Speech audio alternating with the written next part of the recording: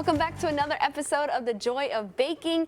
If you are a parent of a child from now till about 30 years old, or if you are a young adult, you probably know what Cosmic Brownies are. Well, guess what? We are making the cookie version of that. So we're making Cosmic cookies.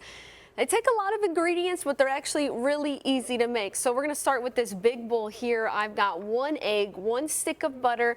I had salted butter on me, so just don't add the pinch of salt at the end. We've got sugar and we've got brown sugar, as well as 2 tablespoons of honey. So you're gonna mix all that up. I'd suggest using a hand mixer like this. It's gonna take a while, that's why we're not gonna do it on air, but go ahead and mix that out. Once you're done, then behind it, we have the flour, as well as the cocoa powder and a little bit of baking soda.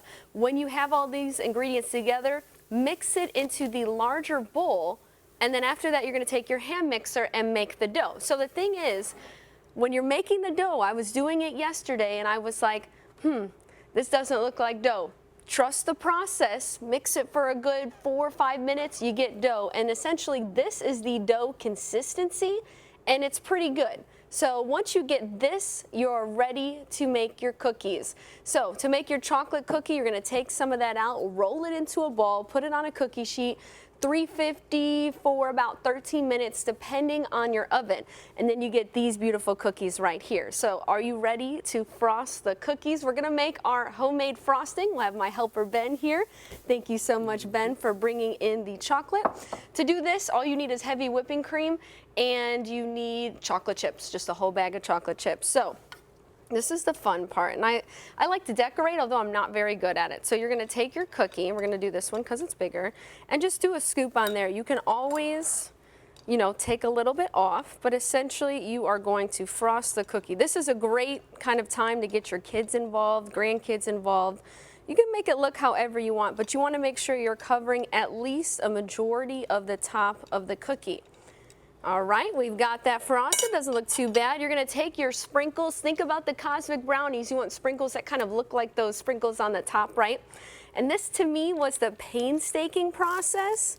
You kind of get a couple of these here, and then you have to press them down, right? So you grab one, press it down.